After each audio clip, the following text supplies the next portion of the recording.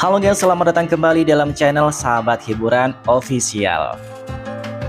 Menjelang pertandingan kualifikasi Piala Dunia 2026 antara Timnas Indonesia dan Australia pada 10 September 2024 di Stadion Gelora Bung Karno, Jakarta, antusiasme para penggemar sepak bola tanah air semakin memuncak.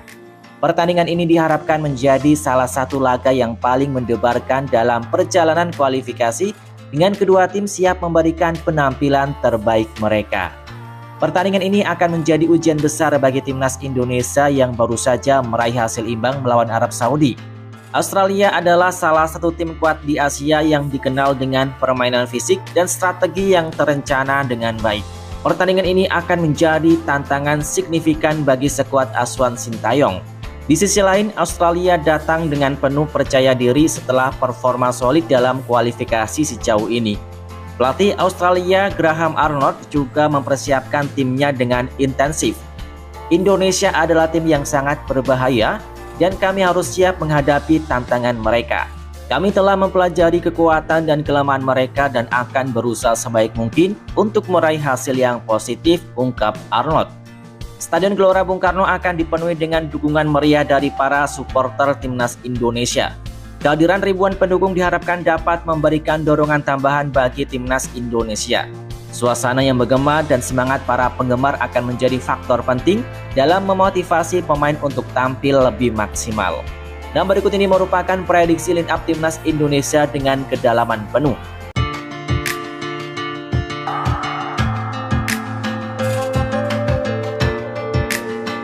Di sektor pemain penjaga gawang, Sintayong diprediksi akan kembali menempatkan Martin Paes sebagai pilihan utama di bawah Mister Gawang Timnas Indonesia.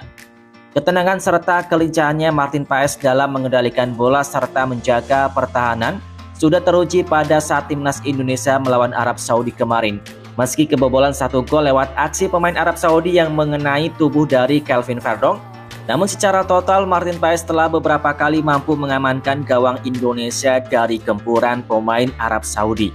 Sementara untuk di lini cadangan, Sintayong sudah tentu akan memilih Hernando Aristariadi sebagai opsi kedua.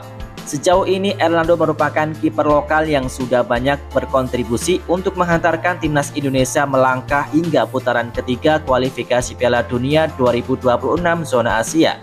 Meski performanya terkadang naik turun, namun Hernando masih tetap menjadi pilihan utama dari dua kiper Indonesia lainnya seperti Adi Satrio dan Nadeo Argawinata. Kemudian di sektor pemain bek tengah, Sintayong berkemungkinan besar akan menurunkan para pemain terbaiknya seperti Justin Hubner, Jai Isis, dan Sandy Walsh. Pelatih Timnas Indonesia Sintayong harus meracik strategi sebaik mungkin guna meredam amukan dari para pemain Australia. Kabar baiknya, bek andalan Justin Hubner sudah comeback setelah absen melawan Arab Saudi usai terkena akumulasi kartu kuning. Hubner tampaknya akan kembali dipercaya mengisi pos pertahanan dalam formasi 3-4-3. Dia akan bertandem dengan Jai Isis dan Sandy Walsh. Mereka akan membantu kiper Martin Paes menjaga gawang Indonesia. Sementara Jai Isis sudah tentu akan kembali ditunjuk sebagai kapten Timnas Indonesia. Salah satu pemain yang tampil paling konsisten di jantung pertahanan ialah Jai Isis. Bek berusia 24 tahun itu mendapatkan kepercayaan baru dari Sintayong untuk menjadi kapten Timnas Indonesia. Jai tak hanya mampu menjadi pemimpin yang baik bagi rekan-rekannya, tetapi ia juga sangat solid dalam menghalau berbagai potensi ancaman yang dihadirkan lawan. Pemain berusia 24 tahun ini kerap memutuskan alur serangan lawan. Sebetulnya tak berlebihan jika menyebut Jai sebagai salah satu pemain terbaik Timnas Indonesia pada laga ini, sebab kehadirannya di jantung pertahanan memiliki peran yang sangat krusial. Sementara Sandy Walsh juga bermain cukup apik pada laga melawan Arab Saudi kemarin. Ia bahkan berperan cukup penting dalam gol pertama Timnas Indonesia karena bola sempat menyentuh kakinya dan menghalangi pandangan dari kiper Arab Saudi. Sementara itu untuk opsi pemain pengganti dari posisi ini, nama Rizky Ridho dan Muhammad Ferrari tentu saja dapat dimasukkan ke dalam lapangan sebagai amunisi yang akan kembali memberikan kesegaran bagi kekuatan garis pertahanan Timnas Indonesia.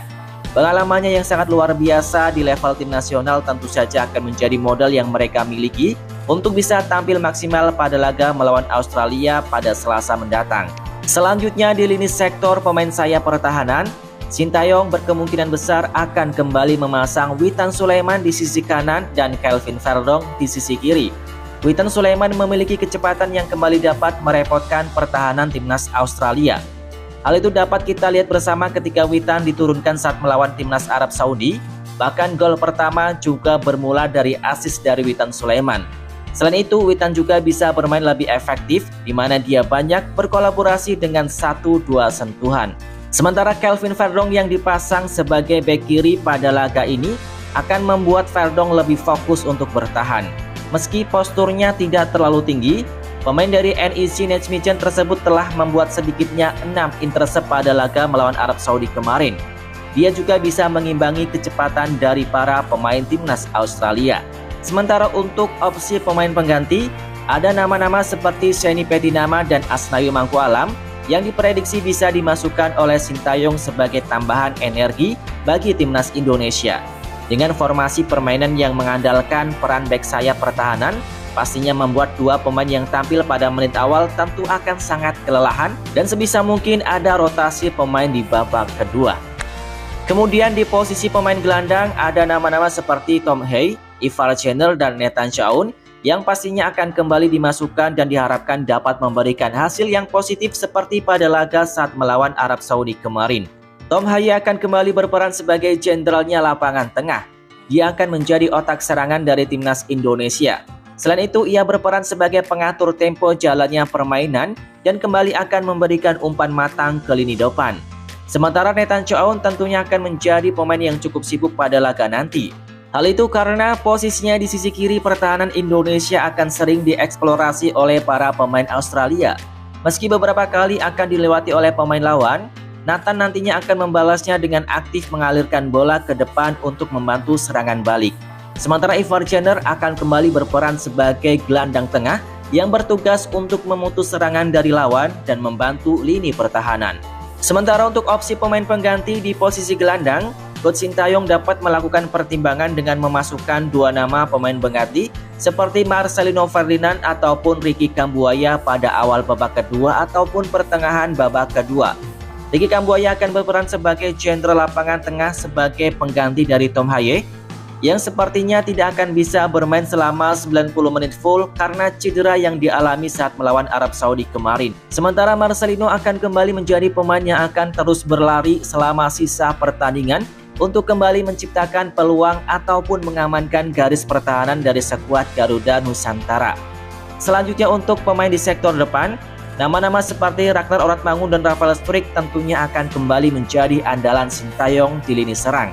Ragnar Oratmangun menjadi salah satu pemain depan yang paling menonjol pada laga melawan Arab Saudi kemarin. Selain memiliki pergerakan yang cepat, aksi-aksi individualisme yang juga kerap kali merepotkan lini pertahanan dari timnas Arab Saudi. Tentunya aksi ini juga akan diperlihatkannya pada laga saat melawan Australia nanti. Sementara Rafael Struijk akan kembali diplot sebagai penyerang utama. Dengan tingginya yang mencapai 183 cm, dia akan sanggup mengatasi duel-duel udara dari pemain Australia. Selain itu, Rafael Struijk juga memiliki tendangan jarak jauh yang terbilang cukup akurat.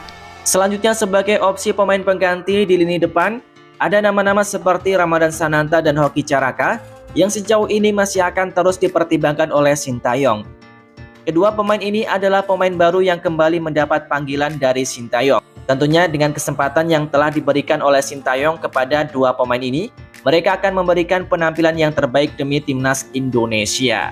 Nah guys, demikianlah tadi prediksi line up timnas Indonesia versus Australia.